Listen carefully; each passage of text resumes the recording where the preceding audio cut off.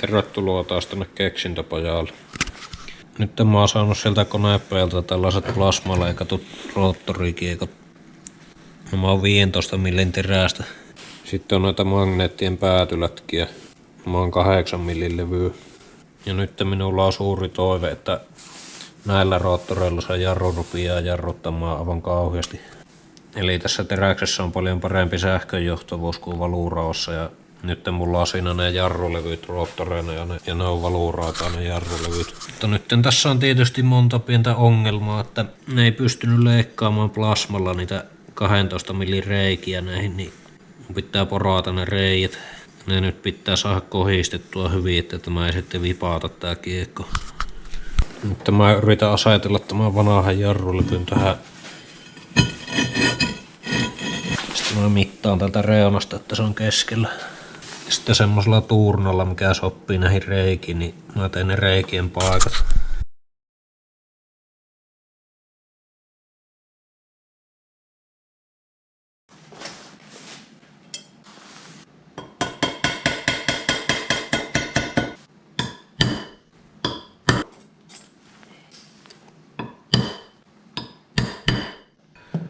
Joo, nyt mä porasin tänne nää alakureijat. Mutta nyt mä en ole ihan varma, että teinkö mä näihin kiekkoihin nyt kierteet.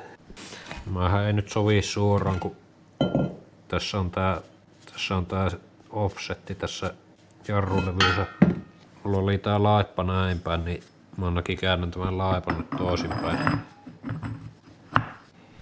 Ja nyt tää uusi kiekko tulisi tähän päälle. Mutta tuonne jää nyt liikaa rakua näiden magneettien väliin. Mutta nämä mun paksummat päätylaipat pikkusen korjaa sitä. Mä myös siksi tilasin nämä paksummat päätylaipat, kun mä epäilen, että nämäkin vaikuttaa siihen jarrutustehoon. Kun katsoo niitä kaupallisia dynoja, niin se näyttää olevan tosi paksut nämä päätylaipat. Ja nyt tähän mulla on vaan tämmöisestä 3 millin latterausta. Joo, eli mä laitankin nämä tälleen. Mä laipat tälleen, miten nämä oli, ja sitten tää levy tänne takapuolelle kiinni. Ja sitten tonne väliin tarvii sellaiset hologit. Mä en viitti tätä kovin kauheasti sorrota ohuemmaksi, kun sitten se kiinnitys heikentyy tähän. Jos tätä sorvaisi 5 milliä ja sitten tonne pultireikien väliin 5 millin hologit, niin sitten sen pitäisi aika lailla tulla.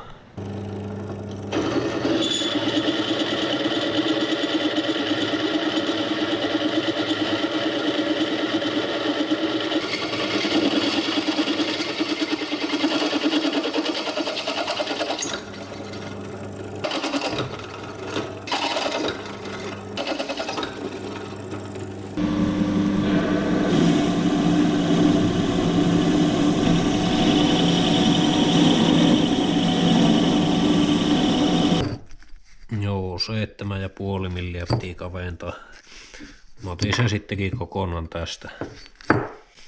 Sitten mä leikkasin ovelasti tämmösen slicein, niin mä tulee tänne toiselle puolelle sitten välikappaleeksi. Muuten tuossa ei riitä nuo kierteet.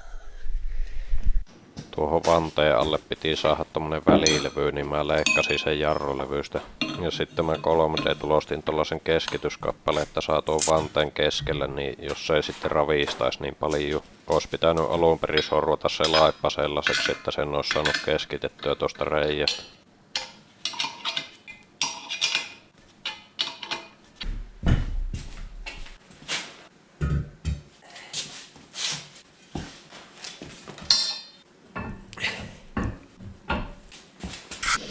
Joo, nyt ostaa jarrupenkki taas kasassa. Nyt siinä on nämä uudet roottorit. Ilmarako on nyt aika pieni, paitsi se vaihtelee, kun ne on jo suorassa nämä käämitangot. Ja kyllä se, kun pistää virrat, niin se taas pikkusen hinkkaa, mutta se ei nyt oikeastaan haittaa.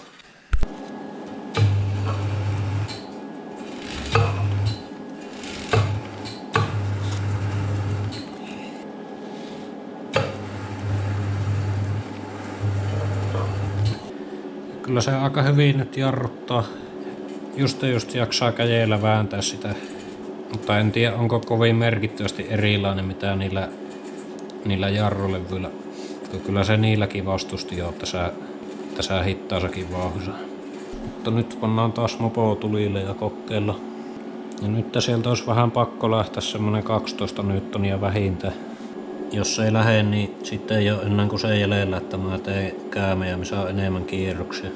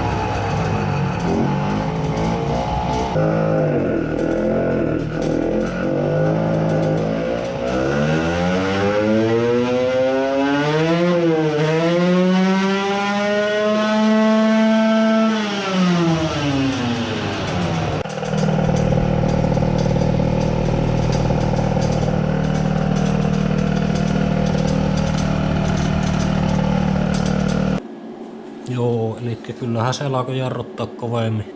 Nyt se vaaka näytti 10,5 kiloa. Ja se on semmonen 14 newtonia. Eli sillä päästään siihen 50 ainakin. Eli kyllä tämä nyt ihan hyvältä vaikuttaa. Mutta nyt mä sitten rupesin ajattelemaan yhtä toista asiaa, mitä mä en ole niin hirveästi ajatellut. Eli kuinka paljon tästä nyt menee virtaa tonne. Mun pitää ostaa semmonen pihtivirtamittari, millä mä pystyn varmasti mittaamaan sen virran. Mutta mä pystyn tästäkin, kun mä mittaan noiden napojen jännitteen, ja sitten kun mä tiedän tuon resistanssin, niin siitä voi laskea sen virran. Ja mulla on nyt tuo hitsikone melkein täysillä. Siinä on maksimiasento on 6 ja nyt se on 4.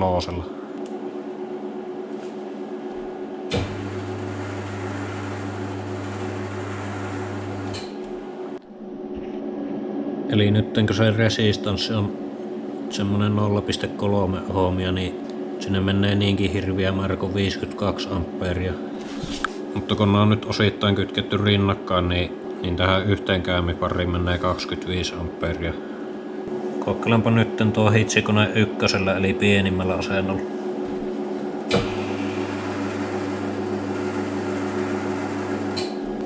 Sillä pienimmällä asennolla tuli 11 volttia eli 36 ampeeria.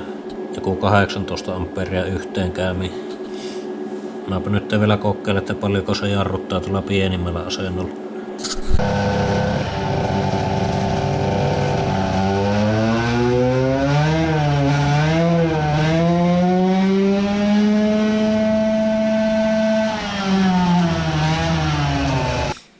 Joo, eli sillä pienimmällä virta-asennolla saa se 7 kiloa taas olla. Ja se oli se suunnilleen 10 newtonia. Eli siinä on nyt oikeastaan taitaa olla seuraava ongelma. Eli se on aika tuhti määrä virtaa. Sitten kun otetaan vielä huomioon se, että kun mä laitan tähän ne loput magneetit, niin se resistanssi kasvaa väkisinkin. Eli siihen tarvii enemmän jännitettä, että saa se sama virra. Eli ei tämä välttämättä vieläkään ole kovin voiton puolella. Eli näissä magneettien tehossa se kierrokset ja virta vaikuttaa samalla tavalla. Eli mitä enemmän on kierroksia, niin se vähemmän tarvii virtaa, että siihen saa se sama voimakkuus. Eli nyt jos mä mitoitan tähän sopivasti nämä kierrosmäärät ja kytken nämä sille, että siihen tulee sopiva resistanssi, niin siihen ei välttämättä tarvi niin paljon sitä virtaa sitten. Joo, ja tosiaan näyttää siltä, että nämä teräsroottorit auttoi semmoisen 50% siihen, kun niillä jarrulevyillä se maksimi oli 7 kiloa ja nyt oli 10, no melkein 50%. Eli aika hyvin, mutta mä tein jotakin laskelmia, niin niiden mukaan sen olisi pitänyt auttaa vieläkin enemmän. Kyllä mä ootin, että näillä teräsroottoreilla olisi saanut sen 20 newtonia näillä magneeteilla ja sitten niillä loppuilla sen 80. Jos mä nyt teen ne loput magneetit ja laitan lisää niitä kierroksia, niin jos sillä saisi sen 50 ja kyllä sekin riittää jo 10 heppaa tai ehkä 15 heppaa. Ja mullahan nyt olisi tavoitteena saada tästä 20 heppaa tuosta 50 pytyistä, mutta niin kuin kaikki tietää, niin se ei todellakaan tule olemaan helppoa. Kyllä mä vaikka, että siinä jumitetaan aika kauan siinä alle 15 hepassa. 20 kertaa leipoo tuo pytty ja 20 uutta pyttyä pitää tehdä. Että mennään nyt tuolla suunnittelulla ja katsotaan mitä sitten tulee. Eli nyt johtopäätös on se, että se jarruvoima periaatteessa riittää alkuun, mutta se vaatii kohtuuttomia määriä sähkötehua noihin käämeihin. Mä laskin, että se 50 newtonia voisi vaatia jopa 3000 wattia sähkötehua, ja siinä tulisi varmasti ongelmia sen virran säätämisen kanssa. Ja sitten tuosta näki, että se sillä ykkösasennolla jarrutti jo 11,5 newtonia ja nelosella 14 newtonia, eli se jarrutus lisääntyi vain noin 20%, vaikka virta lisääntyi melkein 50%. Todennäköisesti se tarkoittaa, että ne magneetit on saavuttanut kyllästymisen eli saturaatio, eli se voima ei lisännyt paljon, vaikka sinne tunkisi vielä lisää virtaa tai käämin kierroksia. Ja tähän on ainoa ratkaisu tehdä isommat niistä magneettien ydintangoista, mutta palataan siihen myöhemmin. Joo, eli nyt ollaan täällä keksintöpajaa suunnittelupöydällä. Ja nyt mulla on aika lailla selvillä, että mitä tuohon dynnoon pitää vielä tehdä mekaniikan puolesta. Mutta nyt siihen pitäisi alkaa tekemään tuota ohjauselektroniikkaa. Ja se on aika monimutkainen juttu selittää lyhyessä ajassa, mutta yritetään. Eli mä koitan nyt piirtää tähän ensin jonkinlaiseen semmoiseen ylätasosysteemikaavio. Eli tässä on tää jarrulaite. No, siihen ei mennyt nyt lähellekään tasaisesti nämä 8 magneettia, mutta se on semmonen siinä. Ja sitten tässä on se voima-anturi. Ja täältä saadaan se voimatieto, että kuinka kovasti tää jarruttaa. Ja sitten on virta lähe. Ja tämä on nyt se hitsikone.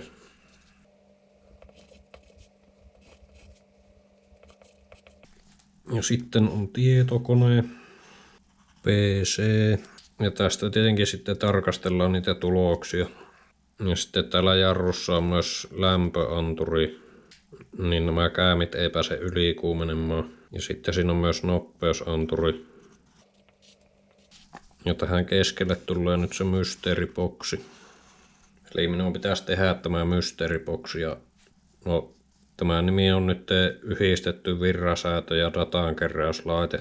Ja sanotaan nyt sitä vaan jarrusäätölaitteeksi. Ja tämä säätölaite ensinnäkin se tallentaa sitä vääntömomenttia täältä voima-anturilta. Ja sitten se tallentaa myös tätä nopeutta ja sitten tätä lämpötilaa. Ja tällä vääntömomenttitiedolla ja tuolla pyörimisnopeudella pystyy laskemaan ne hevosvoimat. Eli nämä on ne tärkeimmät jutut, mitä pitää mitata. Ja sitten se lähettää niitä tietoja tänne koneelle. Ja sitten tämä säätölaitteen pitäisi myös säätää tätä jarrun virtaa. Ja nyt se homma ei toimi niin, että tämä jarru vaan pistetään päälle täydellä teholla ja kiihytetään sitä mopua. Vaan sitä jarruvoimaa pitää pystyä säätämään sille, että se moottori kiihtyy tasaisesti pieniltä kierroksilta tappikierroksille. Ja tältä hitsikoneelta se virta ohjataan tämän boksin kautta tänne jarrulle. Ja nyt mulla on tässä tällainen dynokäyrä. Tästä nyt voidaan katsoa, että millä tavalla se jarrupenkin pitäisi säätää sitä jarrutusta. Eli tällä pienillä kierroksilla siinä moottorissa on tosi vähän vääntöä.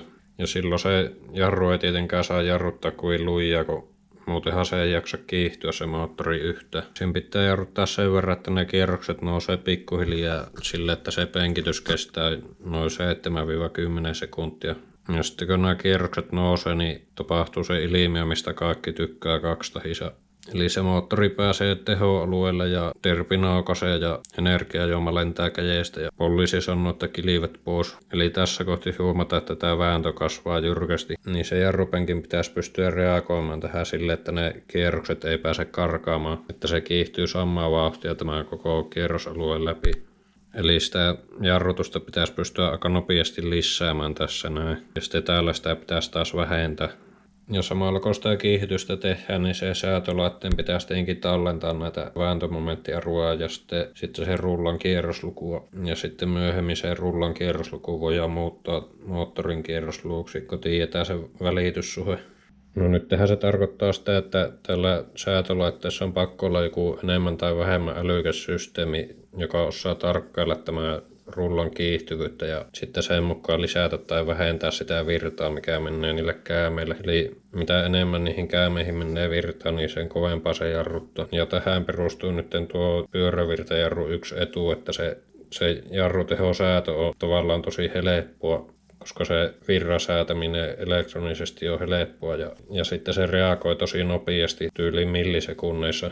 Jos olisi joku vesijarru tai joku hydraulisella pumpulla toimiva jarru, niin siinä saattaisi olla huomattavia viiveitä ennen kuin kun täältä säätölaitteesta laitetaan täysjarru päälle, niin siinä voi olla isokin viive ennen kuin se alkaa reagoimaan tämä jarru.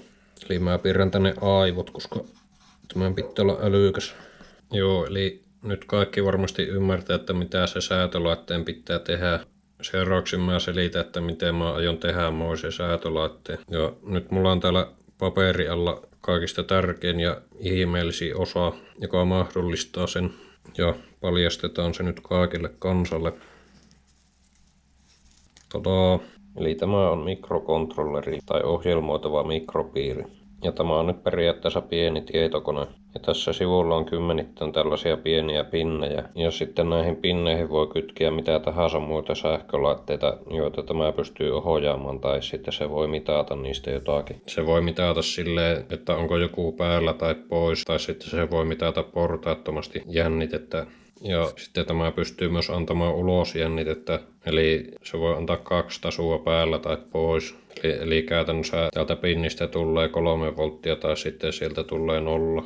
Ja se pystytään kytkemään vaikka johonkin relleeseen, mikä ohjaa lamppua tai moottoria tai jotakin muuta. Tai sitten se voidaan kytkeä vaikka tietokoneeseen ja se pystyy lähettämään tietoa sitten sinne koneeseen. Ja sitten se voi toki vastaanottaa myös tietoa. Ja sitten mä pystyn itse tekemään tänne sisälle se ohjelma, minkä mukaan se toimii. Eli tällä pystyy tekemään kaiken sen, mitä mä tässä selitin. Eli tämä mittaa näitä juttuja täältä jarrulta ja sitten se pähkii, että kiihtyykö tämä nyt liian nopeasti tämä rulla. Niin sitten se antaa lisää virtaa tänne käämiin. Sitten se pitää se samaan kiihtyvyyden siinä. Ja sitten se syytää tänne koneelle niitä mittausarvoja. Mutta tämä mikrokontrolleri ei pysty yksinään tekemään kaikkia. Tämä on tarkoitettu vaan sellaisten pienten signaalien ohjaamiseen. Niin tämä ei esimerkiksi pystyisi mitenkään ohjaamaan 10 amperia virtaa tänne jarrulle. Niin sitä varten siihen laitetaan avuksi tämmönen Jööti IGBT-transistori. Tämä on periaatteessa kytkin. Eli tämä mikropiiri antaa pienen signaalin tänne vasempaan jalkaan ja silloin iso virta pääsee kulkemaan tästä 2 muun jalan välistä. Ja sitten tämä voi portaattomasti säätää sitä virran määrää pulssittamalla tätä ohjausjalkaa. Ja sitten tämä voima-anturi on sellainen, että sieltä tulee hyvin pieni signaali, niin tämä ei yksinään pystyisi lukemaan sitä, niin siihen väliin laitetaan sitten tällainen signaalivahvistin kautta digitaalikonverteri. Täältä tulee jotakin 10 millivoltteja, tulee sitä signaalia, niin tämä vahvistaa se ja sitten se muuttaa sen numeromuotoon ja sitten tämä aivopiiri käy lukemassa täältä sen numero. Ja sitten kun tässä on tämä yhteys tänne tietokoneelle, niin se menee USB:tä pitkin. Niin se USB-väylä on sen verran monimutkainen, että se olisi aika hankala tehdä pelkästään tällä.